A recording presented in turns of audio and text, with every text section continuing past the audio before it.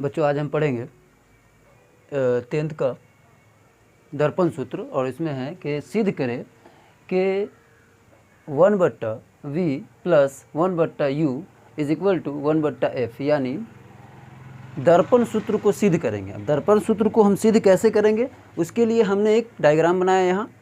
ये डायग्राम आपको हम पहले ही बता चुके हैं कैसे बनाना है। उसके लिए हमने एक वस्तु है जो मुख्य अक्ष पर खड़ी है, वहाँ से दो किरणें निकल रही है, दोनों किरणें एक दूसरे को जहाँ काटेगी वहाँ उस वस्तु का प्रतिबिंब बनेगा। वस्तु का हमने नाम लिखा है, नाम क्या है ए बी।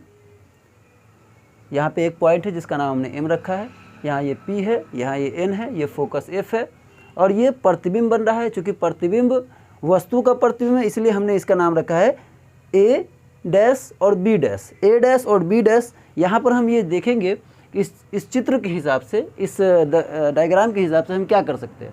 यहाँ पर हम ये देख रहे हैं कि पहले हम 4 त्रिभुज लेंगे और चारों त्रिभुज को दो त्रिभुज करके एक दूसरे को समरूप सिद्ध करेंगे। जब एक दूसरे के समरूप सिद्ध हो जाएगा तो हम ये पूरी तरह से कंफर्म हो जाएंगे कि हमारा जो दर्पण सूत्र है वो सिद्ध हो जाएगा। इसके लिए हम पहले दो त्रिभुज लेंगे और दोनों को एक दूसरे के समरूप सिद्ध करने की कोशिश करेंगे। अब ये सिद्ध कैसे होगा, उसके लिए सबसे पहले हम डायग्राम में कुछ चीज़ें देख लेते हैं। सबसे पहले यहाँ देखें, ये त्रिभुज, ये जो यहाँ त्रिभुज बन रहा है त्रिभुज ए बी एफ, ये त्रिभुज में ये वाला एंगल 90 डिग्री है।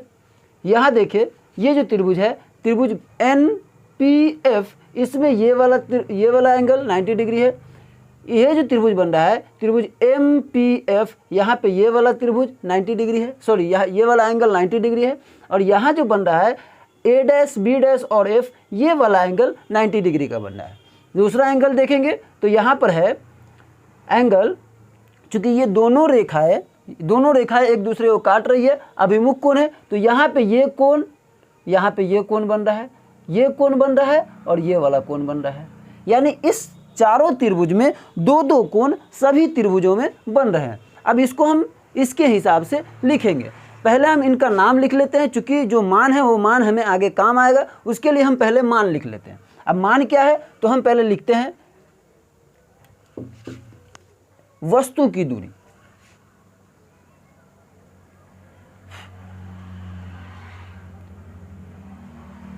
गलती हो गया, वस्तु की दूरी।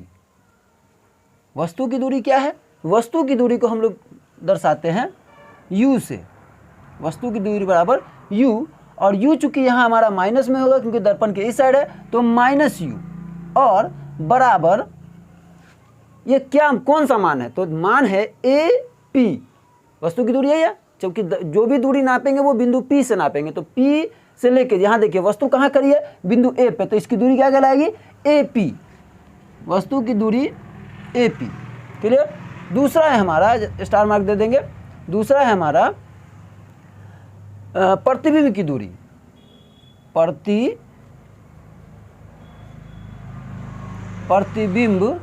की दूरी, प्रतिबिंब की दूरी क्या है, प्रतिबिंब की दूरी होती है v, लेकिन यहाँ हमारा चूंकि इस साइड है ये भी किस में होगा, माइनस में होगा। अब प्रतिबिंब की दूरी इस डायग्राम के हिसाब से कौन सा है, तो p और a, ये जो a डैश है ये हमारी क्या है, प्रतिबिंब बन रहा है यहाँ पे, तो a डैश p जो है हमारा वो क्या है, वो हमारा प्रतिबिंब है। दूसरा बात करते हैं, दूसरी दूरी भी हमारे पास है फोकस दूरी। फोकस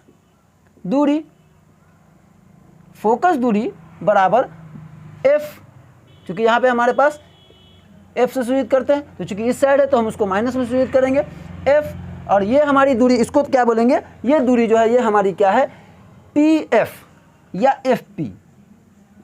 pf, ये हमारे पास 3 मान हुआ जो हमारे आगे चल के काम आएंगे। अब इसको हम जरा सिद्ध करेंगे, 2 त्रिभुज लेंगे और दोनों त्रिभुज को एक दूसरे के समरूप सिद्ध करने की कोशिश करेंगे। अब कैसे करेंगे इसको जरा देख लेते हैं। अब इसमें से कोई भी 2 त्रिभुज हम उठाएंगे, तो हम पहला त्रिभुज उठा रहे हैं, मान लीजिए कि त्रिभुज नंबर 1 और त्रिभुज नंबर 2। कोशिश हमारा ये होगा कि त्रिभुज सामने सामने वाला उठाए, ऊपर नीचे नहीं, सामने सामने। यहाँ पे 4 त्रिभुज बन रहे हैं, त्रिभुज 1, त्रिभुज 2, त्रिभुज 3 और त्रिभुज नंबर 4। ये 4 त्रिभुज। शर्त ये होना चाहिए कि आधार या लंब ये मुख्य अक्ष होनी चाहिए। त्रिभुज बनने का जो मेन शर्त ये है कि वो वही त्रिभुज लेंगे, क्योंकि त्रिभुज तो ये वाला भी है, इसको भी त्रिभुज मानेंगे, इसको भी त्रिभुज मानेंगे, इसको भी त्रिभुज मानेंगे और इसको भी त्रिभुज मानेंगे। लेकिन यहाँ पर शर्त ये आ रहा है कि ये हमारा वही त्रिभुज को यहाँ लेंगे जो हमारा मुख्य अक्ष पे बनेगा। मुख्य अक्ष ये त्रिभुज पे बन रहा है, जो भी त्रिभुज मुख्य, या तो उसका आधार मुख्य अक्ष हो या फिर उसका लंब मुख्य अक्ष हो। तो यहाँ पर देखिए इस त्रिभुज का आधार, इस त्रिभुज का भी आधार लंब, यानी सभी का आधार या लंब दोनों मुख्य अक्ष से होना चाहिए, तब जाकर के हमारा सही सिद्ध होगा। तो हम यहाँ पे क्या करेंगे, 2 त्रिभुज लेंगे। तो त्रिभुज नंबर 1 नंबर दे, हम सिर्फ आपको समझने के लिए लिखे हैं, लिखने की ज़रूरत नहीं है। आपके यहाँ पे लिख दिए त्रिभुज नंबर 1 और त्रिभुज नंबर 2 लेंगे हम। तो यहाँ पे हम लिखेंगे, चूँकि त्रिभुज ABF और त्रिभुज MPF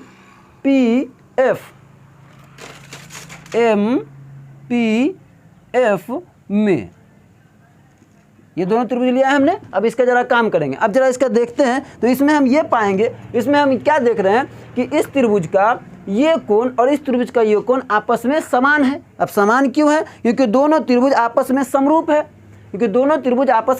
है, सॉरी माफ़ कीजिएगा, ये दोनों रेखाएं एक सीधी रेखा को तिर्यक रेखा काट रही है, और जब भी कोई एक सीधी रेखा को कोई तिरछी रेखा काटती है तो सामने वाला जो कोण बनता है वो एक दूसरे के समान बनता है। यानी जब कोई सीधी रेखा को कोई तिर्यक रेखा काटेगी तो दोनों का जो कोण बनेगा वो कोण समान होगा और एक दूसरे के बराबर होगा। तो यहाँ पर हम ये देख रहे हैं कि ये एक सीधी रेखा है, यानी मुख्य अक्ष है, इसको एक तिरछी रेखा यानी Z के आकार में काट दे रही है। तो जब ऐसी तिरछी रेखा काट रही है, इससे हमें ये सिद्ध होता है कि ये दोनों कोण आपस में बराबर होंगे। तो यहाँ लिखेंगे, इसीलिए और लिख देंगे एंगल,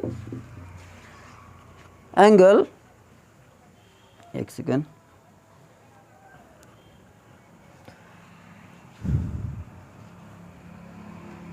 यहाँ लिखेंगे एंगल, ये वाला एंगल ले रहे हैं। तो चूंकि शर्त मतलब याद ये रखना है कि जो एंगल होगा वो उसका जो बिंदु होता है वो बीच में होता है। तो एंगल AFB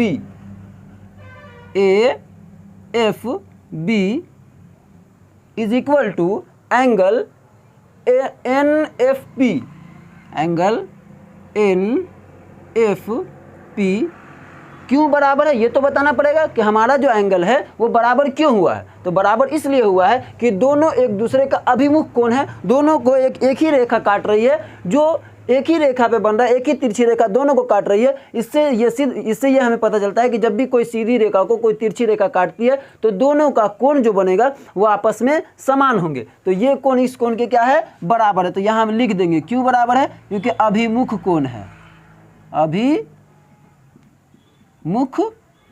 कोण, यहाँ हम लिख दिए। अब दूसरा एंगल फिर सिद्ध कर लेंगे, फिर एंगल, दूसरा एंगल लेंगे। अब दूसरा एंगल कौन है, एक एंगल तो हमने इसका ले लिया, दूसरा एंगल भी हमारे पास 90 डिग्री वाला बन रहा है। तो 90 डिग्री वाला एंगल जो बन रहा है उसको हम क्या लिखेंगे, तो angle BAF is equal to angle NPF। क्यों बराबर है भाई, क्योंकि दोनों क्या है, 90 डिग्री का कोण है। क्यों बराबर है, क्योंकि दोनों क्या है, 90 डिग्री का कोण है। जब दोनों 90 डिग्री का कोण है तो जब ये त्रिभुज का ये नियम कहता है कि जब किसी त्रिभुज की दो कोण आपस में समान हो जाए तो त्रिभुज समरूप हो जाता है। ये नियम है त्रिभुज का कि जब कोई किसी त्रिभुज की दो कोण यानी दो एंगल, किसी त्रिभुज का दो एंगल आपस में समान हो जाए तो त्रिभुज एक दूसरे के समरूप होते हैं। तो यहाँ पे हम लिख देंगे चूंकि त्रिभुज ABF समरूप है त्रिभुज MPF के। क्यों समरूप है, यहाँ पे लिख देंगे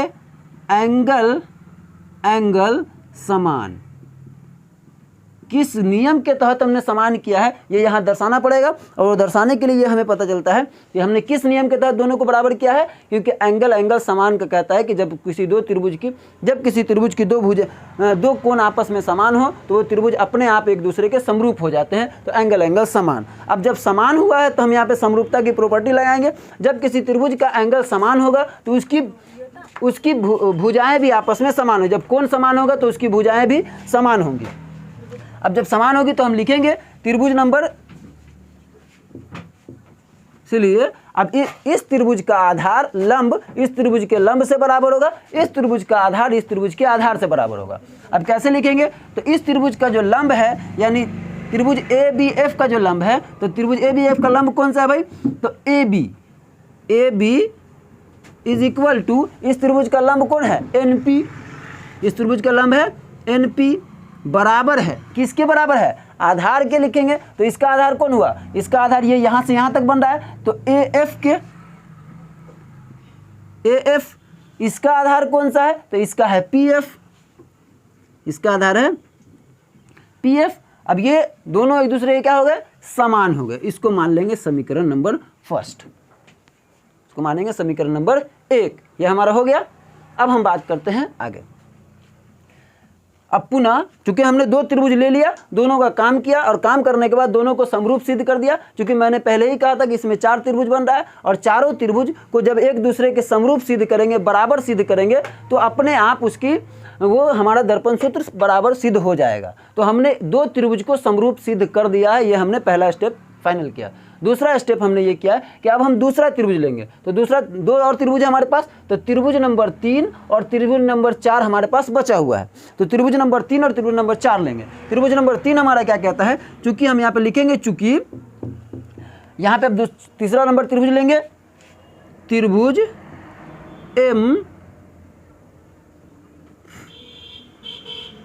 MPF तथा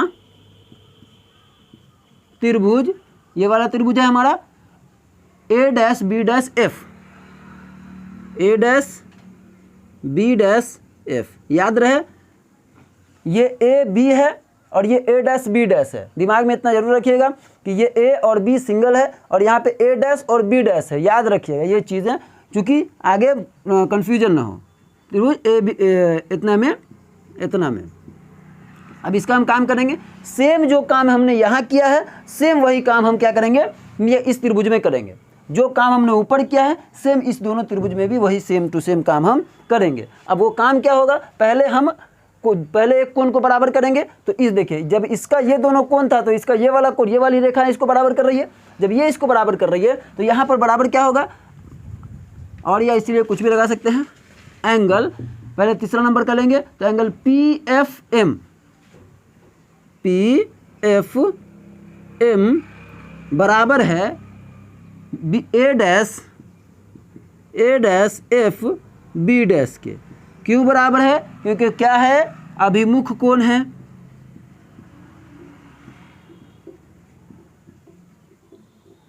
क्या है, त्रिभुज अभिमुख कोण है। पहले ही बता दिया अभिमुख कोण किस हिसाब से बनेगा, क्योंकि जब किसी सीधी रेखा को कोई तिरछी रेखा काटेगी, एकदम सीधी तिरछी रेखा काटेगी, तो दोनों के बीच में जो कोण बनता है वो आपस में समान होते हैं, यानी अभिमुख कोण होता है, और अभिमुख कोण आपस में समान होते हैं। तो ये इसका अभिमुख कोण है, ये हमने लिख दिया। फिर दूसरा हमने कोण लेंगे, क्योंकि 90 डिग्री का एक और कोण बन रहा है यहाँ पर। तो इस वाले देखिए, इस वाले त्रिभुज में MP, यहाँ पे P बिंदु पे यहाँ पे 90 डिग्री का कोण बन रहा है। तो एंगल MPF बराबर है एंगल B',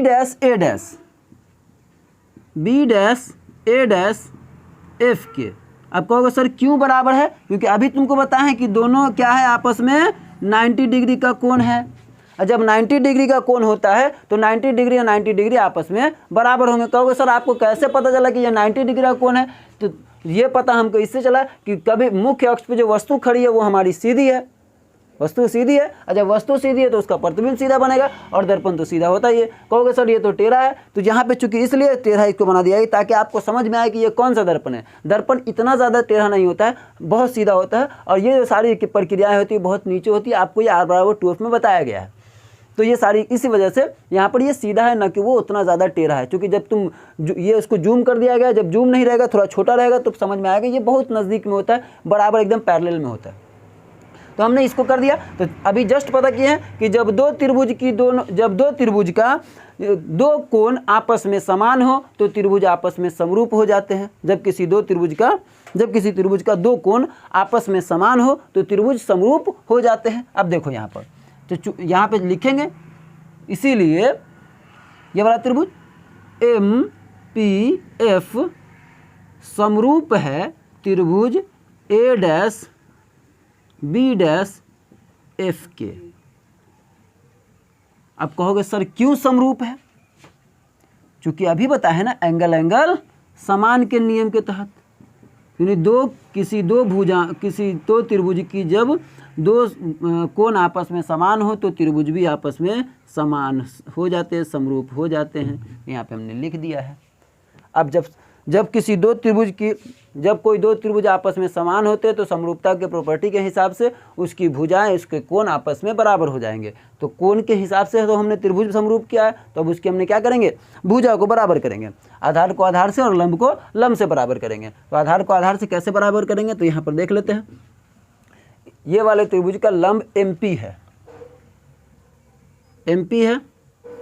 और ये वाले का A'-B' है। ये हमारा A' एंड B' है। बराबर है, किसके बराबर है? इसका जो आधार है PF, इसका आधार है PF और इसका आधार है, देखो आधार यहाँ से, ये त्रिभुज यहीं से यहीं तक बन रहा है, तो ये इसका आधार है A'-F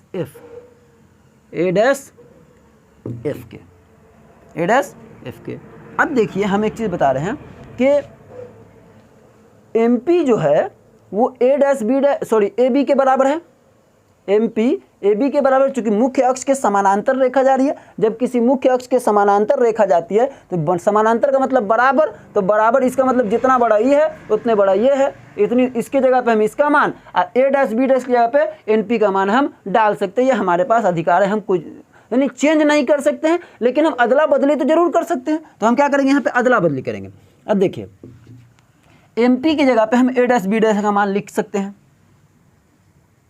A'-AB बट्टा, अब A'-B' की जगह पे हम NP का मान डाल सकते हैं।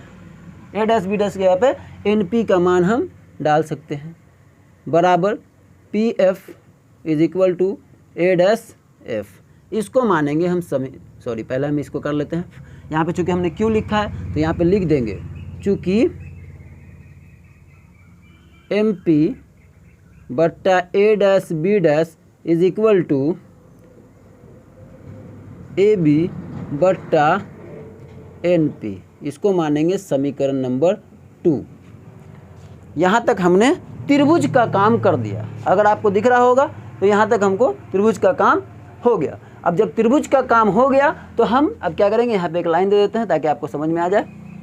हम इधर काम करेंगे। अब इधर काम करेंगे, उसके लिए हमें क्या करना होगा, अब समीकरण 1 तथा समीकरण 2 से, समीकरण 1 तथा समीकरण 2 से आपको पता है कि जब किसी दो समीकरण का LHS बराबर होगा तो RHS अपने आप बराबर हो जाएगा और RHS बराबर होगा तो LHS अपने आप बराबर हो जाएगा। अगर आप गौर से देख रहे होंगे तो हमारे त्रिभुज नंबर 2 का AB बट्टा NP और त्रिभुज नंबर 1 का AB बट्टा NP, यानी जो हमारा LHS है यानी लेफ्ट हैंड साइड जो है वो अपने आप बराबर है, तो हम उसके RHS को अपने आप बराबर करेंगे। तो यहाँ पर लिखेंगे समीकरण 1 तथा समीकरण 2 से, ठीक है। अब समीकरण 1 क्या है हमारा, समीकरण 1 का तो ये आपस में एकदम बराबर है, ये इसका तो ये आपस में बराबर है ही, ये जो है ये आपस में बराबर है ही, तो हम इसका ये दोनों को छांट देंगे। ऐसा मान लीजिए कि इससे ये कट गया, अब इस दोनों को हम LHS बराबर है तो हम RHS को बराबर करेंगे। तो RHS क्या है, AF बट्टा PF, इसका ये तो बराबर है ही, तो इससे बराबर करेंगे तो PF बट्टा A'-F, यानी इसको बराबर करेंगे और इसको बराबर, क्योंकि सर ये नहीं लिखेंगे तो जो तो हमने समझने के लिए लिख दिया है, ये लिखने की ज़रूरत नहीं है। अब इसको देखो, अब हम देखेंगे कि ये जो जितनी चीज़ें यहाँ पर आई है, हमने कुछ चीज़ों का मान पहले से निकाल के रखा हुआ है। अब क्या रखा हुआ है, तो हमारे पास AP का मान है, हमारे पास AP का मान है, लेकिन हमारे पास तो AP है ही नहीं। हमारे पास AP का मान है, लेकिन हमारे पास इसमें AP है ही नहीं। हमारे पास A' का मान है, हमारे पास A' है ही नहीं। हमारे पास PF का मान है, तो हमारे पास PF है।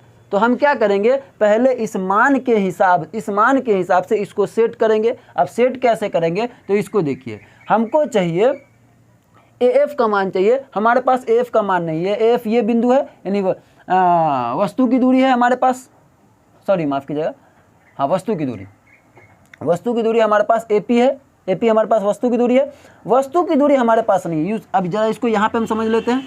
ये है एक रेखा, ये है हमारा A, ये है बिंदु P और ये है बिंदु F। क्लियर, ये है बिंदु A, ये है बिंदु P और ये है बिंदु F। ये AF क्या है, तो AP क्या है, AP है हमारी वस्तु की दूरी। अब वस्तु की दूरी हमारे पास नहीं है, लेकिन हमारे पास PF का मान है, हमारे पास PF का मान है। अब हमारे पास PF का मान है,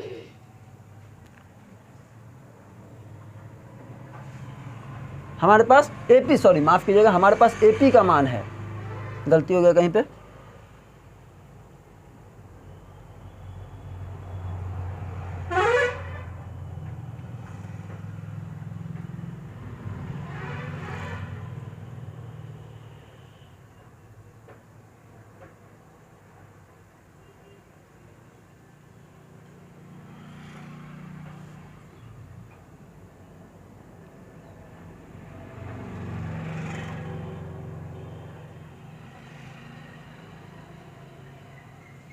कहीं ना कहीं पे तो गलती हुआ है। AB NP, ठीक है, AF PF, ठीक है।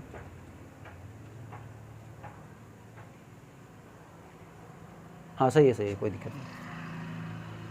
हमारे पास AP का मान है, AP का है ना मान, हमारे पास AP का मान है और AP के मान में से इसका मान घटा देंगे तो जो बचेगा वो AF का मान बच जाएगा।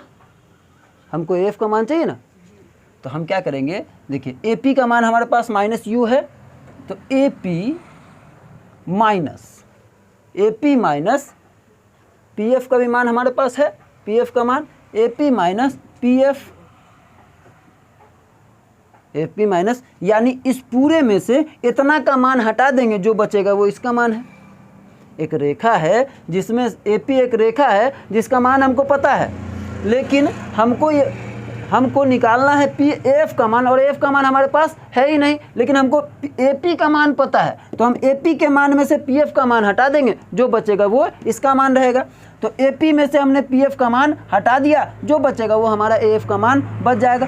बट्टा PF का मान हमारे पास ऑलरेडी अवेलेबल है, तो PF को हम क्या करेंगे, PF को PF रहने देंगे बराबर। PF का मान तो ऑलरेडी हमारे पास है ही। अब देखिए A' का मान हमारे पास नहीं है, सेम यही कंडीशन यहाँ पे आ रही है। अब इसको A' यहाँ से ले लेंगे, A', ये A' यहाँ पे एक रेखा है, A' P का मान हमारे पास अवेलेबल है, लेकिन हमारे पास हमारे पास A' का मान अवेलेबल नहीं है। जब हमारे पास A' का मान अवेलेबल नहीं है, लेकिन हमारे पास PF का मान अवेलेबल है, जब हमारे पास PF का मान अवेलेबल है, तो इसमें से इस पूरे में से इतना का मान घटा देंगे, जो बचेगा वो हमारा इसका मान बचेगा। तो हम क्या करेंगे, A' P के मान से PF का मान हटा देंगे, PF का मान हटा देंगे, जो बचेगा वो हमारा इसका मान हो जाएगा। अब देखो हमारे पास जरा मान बैठा लेते, अब सब का मान हमारे पास है। जो आप देख लीजिए, जो चीज़ यहाँ पे हमने लिखा है उस सब का मान हमारे पास अवेलेबल है। अब देखते हैं AP का मान। AP का मान हमने पहले ही निकाल के रखा है, -U माइनस PF का मान देखिए हमारे पास माइनस, चूँकि 2 माइनस है तो हम क्या करेंगे, एक माइनस को ब्रैकेट के अंदर लिखेंगे। अब देखिए पी एफ का मान तो हमारे पास ऑलरेडी एफ तो है ही, बराबर पी एफ का मान हमारे पास एफ है ही, बराबर ए डैश पी का मान माइनस वी है हमारे पास, ये माइनस इसका आ गया, फिर ब्रैकेट में चूँकि पी एफ का मान फिर हमारे पास क्या है, एफ तो है ही। यहाँ तक हो गया, इसको मिटा देते हैं। और अब क्या करेंगे, एक दूसरे को क्रॉस मल्टीप्लाई करेंगे, यानी तिरछा तिरछी गुना करेंगे। अब तिरछा तिरछी गुना कैसे होगा, तो इसको इससे, अब देखिए माइनस माइनस गुना होगा प्लस, माइनस माइनस प्लस, और यूवी तो यूवी, इसको हो गया। अब इसको इससे गुना करेंगे, पहले एक सेकेंड, एक काम करते हैं, पहले माइनस का निपटा देते हैं, माइनस, अब इसको जरा इससे ब्रैकेट तोड़ देते हैं, माइनस माइनस प्लस एफ बट्टा एफ माइनस एफ बट्टा minus V minus minus plus F, हो गया। अब क्या करेंगे, अब गुना करेंगे, क्योंकि गुना करने में आसानी होगी, वहाँ पे ज़्यादा थोड़ा सा लफड़ा हो जाता है। Minus minus plus U V is equal to U V. अब इसको इससे गुना करेंगे, minus minus plus minus minus, और यू एफ को तो यू एफ है हमारा, ठीक है, ये दोनों गुना हो गया। अब एफ को एफ से करेंगे, minus minus plus minus minus, V F से वी एफ को वी एफ से, और F F plus plus plus F F F square या 2f स्क्वायर कर देते हैं, ठीक है। अब इसको इससे गुना करेंगे, बराबर तो बराबर, प्लस माइनस माइनस प्लस, और f को एफ स्क्वायर, ये एफ स्क्वायर भी प्लस में है, ये एफ स्क्वायर भी प्लस में है। जब बराबर के दोनों साइड हो, दोनों चिन्ह समान हो, तो हम एक दूसरे को काट सकते हैं। इससे ये गया 0 मर्तबा में, से ये गया 0 मर्तबा में, या 1 मर्तबा में, एक का गुना करेंगे तो भी हो जाएगा, कोई दिक्कत वाली बात नहीं है। अब इधर करेंगे, बचा हमारे पास क्या, U V minus U F minus V F is equal to 0। अब इसको हमें बट्टा के नीचे लाना है, और तुमको मालूम है, आपको पता है कि दोनों तरफ हम बराबर के दोनों तरफ समान चिन्ह से गुना या भाग कर सकते हैं। समान चिन्ह से गुना या भाग हम दोनों तरफ आसानी से कर सकते हैं, इसमें कोई दिक्कत वाली बात नहीं है। अब यहाँ पर हम देख लेंगे, तो हम क्या करेंगे, अब यहाँ पर लिखेंगे, चूँकि दोनों तरफ यू वी एफ से भाग देने पर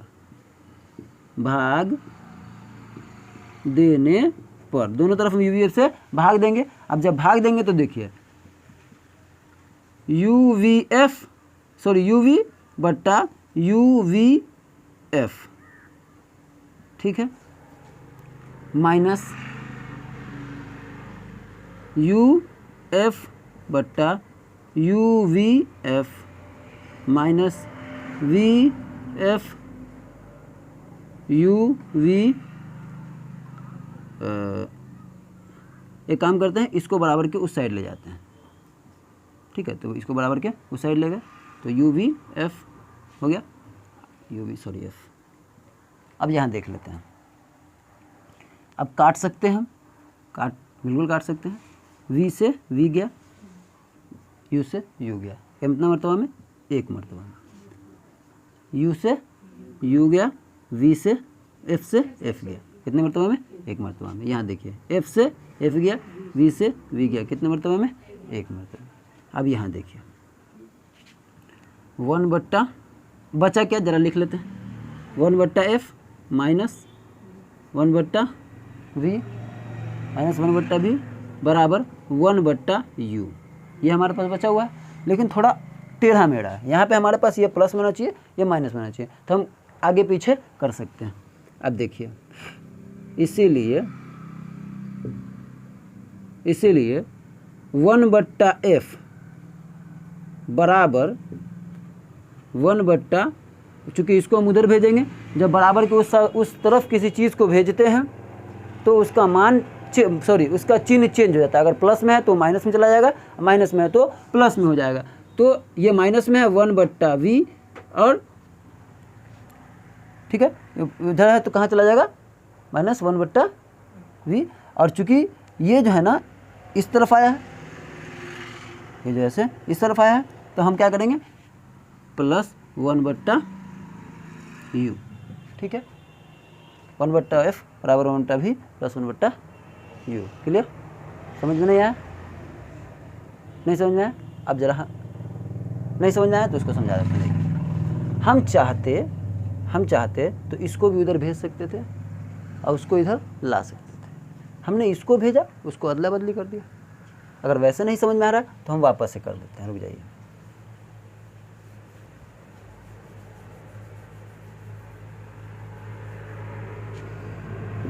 दोनों तरफ u v f से भाग करने पर अब क्या करेंगे, u v, ठीक है, u v minus u f, u v minus u f। अब हम क्या करेंगे, v को उस तरफ भेज देंगे। क्या करेंगे, v को या f, u को हम क्या करेंगे, उस साइड पे भेज देंगे। चलिए हम u को भेज देते हैं, जी इसको हम उधर भेज देते हैं। तो हम क्या करेंगे, u v, ठीक है, minus u f is equal to, इसको हम उधर भेज देते हैं, माइनस u f। हो गया। अब दोनों तरफ चूँकि u f से भाग करेंगे तो u v बट्टा u v f minus u v f is equal to minus u f is equal to u v f। हो गया। अब देख लेते हैं, u से ये कट गया, इससे ये कट गया एक मरतबा में, इससे ये गया, इससे ये गया, इससे ये गया, इससे ये गया एक मरतबा में, इससे ये गया, इससे ये गया एक मरतबा में। क्लियर हो गया ना? बात बराबर, कोई दिक्कत नहीं। अब जरा इधर करते हैं, देखिए, सॉरी ये प्लस में होगा ना, ये दोनों माइनस में है, उस तरफ जाएगा तो प्लस में होगा। अब देखिए करते हैं, अब जरा अब लिख लेते हैं 1/f माइनस 1/u 1/v। अब देखिए 1/f बराबर, ये तो v उधर है ही, 1/v माइनस उधर जाएगा तो 1/u। हो गया। या चूँकि चेंज भी कर सकता है वहाँ पे दूसरी तरह से, है ना, या 1/v plus 1/u is equal to 1/f। दोनों बात एक ही है। क्लियर? चलिए बंद कर दीजिए। आप चाहे तो स्क्रीनशॉट ले लीजिए।